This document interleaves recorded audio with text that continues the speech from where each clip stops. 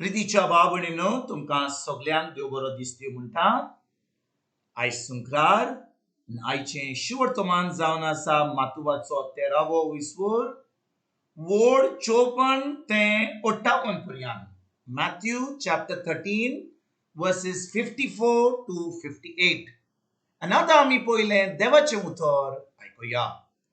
आपल्या खाशा गावांत वचून तो तांच्या देवस्थानांत अशी शिकवण दितालो की लोक अजाप जावन म्हणटालो, ही जाणवाय आनी विस्मितां खंयची पोतवी हाका खंयची? हो थेवयाचो पूत न्हय? मारिया म्हणटात ती ताची आवय न्हय? आनी जाकोब, जुझे, सिमाव आनी जुदास ताचे भाव न्हय? आनी ताच्यो भयणी सगल्यो आमच्याच मदें आसत न्हय? तर हे सगळें ताका खंयचे आयले? आनी ताका मानून घेवंक तांच्यान जायनासलें. पूण जेजून ताका म्हणलें, एका प्रवाद्याक फकत आपल्या खाशा देसान आनी आपल्या घरांत मान ना. आनी तांकां बावट नासलो देखून जेजून थंय चडशी विस्मितां केली ना. प्रितीच्या बाबणीनो आयज जें शिवर्तमान आमी वाचलां तातूंत आमी पळयता कशे भाशेन जेजू नाझारेत गांवांत वेता, ज्या जाग्यार ताणें तो ल्हान थान व्हड जाल्लो. आनी बाबणीनो आमी पळयता कशे भाशेन नाझारेत गांवांत लोक थंयसर जेजू नाकारता. बाबणीनो आमी आमी ही आमकां सजमणी मेळपाक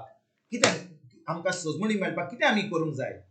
आमकां जाय पयलीं आमकां ही सजमणी मेळोवन कितें घडलें पोन्न्या कोरारा बाबणीनो पवित्र आत्मो एका मनशा भितर रावपाक येनासलो. म्हणजे एका पवित्र आत्म्याक मनशा भितर रावपाक जायनासलें. कित्याक तो लोक फकत धर्म करतालो, तांकां हें करूंक नाका तें करूंक नाका, फकत धर्म. तांचो संबंद देवाशी नासलो. कित्याक जेजून आजून पासून खुर्सार वचोन आपलो जीव दिवंक नासलो, आजून तो मनशा फुड्या पासून मरोंक नासलो, आजून पासून ताणें खुर्सार आपलें मरोन पुनर्जीवन जावन सर्गीच्या बाबा कडेन वचोंक नासलो, आजून ताणें ताका मोहिमान मेळोंक नासली. आनी भाव भयणीनो त्या पोन्न्या कोरारार देव आपल्या प्रवादी वरवीं तो उलयतालो. कित्याक देव फकत पवित्र आत्म्या उदेशी भायल्यान थान येवन त्या प्रवाद्यांक, जो विचून काडलेल्या प्रवाद्यांक तो कडेन उलयतालो.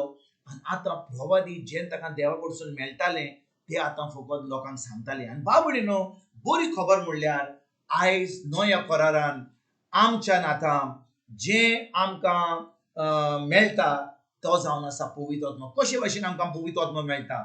ज्या दिसा आमी जेजूक आमचो सोमी दिवान सोरवंडार मानून घेता त्या दिसा आमी एक नवी रचना जाता.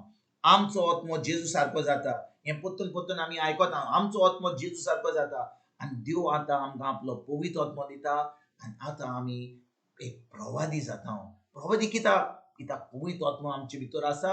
आमची कूड जाल्या पवित्र आत्म्याचें मंदीर. फकत आमी आर्गान वाखाणडी दिवंक जाय. कित्याक जेजूच्या रोगता वरवीं, जेजूच्या मोनांत पुनर्जीवंता वरवीं आमी बावाट धरून आतां आमी प्रवादी जाता, आमी देवाची भुरगीं जाता. जेजू आयज ह्या शिवर्तमान म्हणटा की तो जावन आसा एक प्रवादी.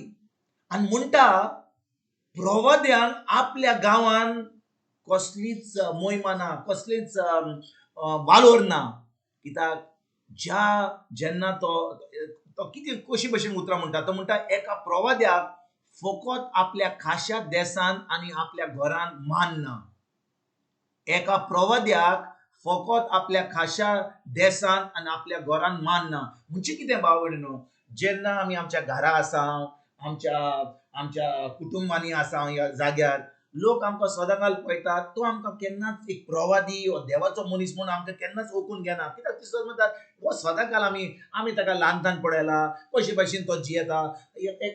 आमी केन्नाच एका मनशाक जो आमच्या सांगातार रावता ताका कसलोच मान आमी दिना. जेजू बरोबर तेंच घडलें. कितें घडलें भाव भयणीनो? जेजूक आपल्या खाशा गांवांत, नाझारेत गांवांत ताका कसलोच मान मेळोंक नासलो. आनी लोकांनी कितें केलें? ताका थंयसर नाकारलो, ताका पयस केलो. आनी भाव भयणीनो जेजू थंयसर बऱ्यो वस्तू करपाक पावूंक नासलो. कित्याक तो लोक फकत म्हणटालो हो जावन आसा मोरयेचो आनी जुजेचो पूत हो जावन आसा एक थेवाचो पूत तो कितें करतलो आनी भाव भयणीनो ते जेजूक आपलो एक सोमी देव आनी तो मेसाय म्हणून ते ओळखून घेवपाक ते आतां पावंक ना ते लोक आनी तांच्या ओन भावार्थी वरवीं जेजू थंयसर कसलीच मिलाग्र आनी कसलेंच बरेंपण करपाक थंयसर सुरवात करूंक ना कित्याक तो लोक थंयसर ताजेर भावार्थ दवरिनासलो आनी भाव भयणीनो आमी जाणो हिब्रूचो 11 बोर्ड 6 म्हणटा की भावार्थ नासत जाल्यार आमच्यान देवाक खुशी करूंक जायना देवा कडसून आमच्यान कांयच आमकां आमी मेळोंक पावची नात तर आयज भाव भयणीनो आयज जेन्ना आमी जेजूचेर भावार्थ दवरता जेजूक आमचो सोमी देव आनी सोरोंडार मानता आतां आमकां पवित्र आत्मो मेळटा आतां आमी एक प्रवादी जाता प्रवादी कित्याक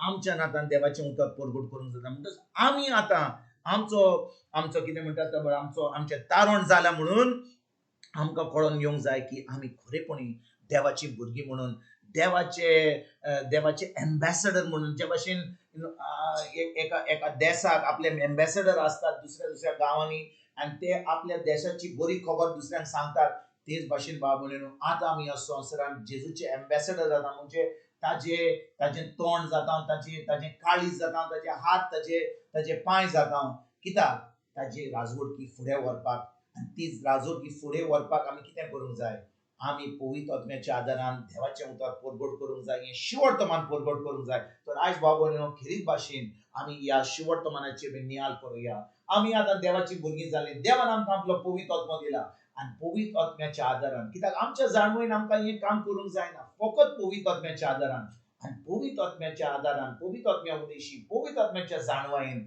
आतां आमच्यान वचोन देवाचें उतर परगट करूंक जाता जेजूचें राज फुडें व्हरपाक आमच्यान वावर करूंक जाता आनी खरेपणी दुसऱ्यांक जेजूच्या राजान आमंत्रण दिवन तांचें तारण जावपाक आयजतान आमी आमच्यान वावर करूंक जाता तें हेंच करपाक आयजतान आमी सुरवात करुया तुमकां आनी तुमच्या फॅमिलीक एक बरो दीस हांव येता आनी परतून तुमचे कडेन उलोवपाक फाल्यां हाजीर जातलो तुमकां सगल्यांक आमच्या सोरोंडारा जेजूची कृपा आमच्या सर्गीच्या बापाचो मोग आनी पवित्र आत्म्याचो एक वट तुमकां तुमच्या फॅमिलीक हांव आवडयता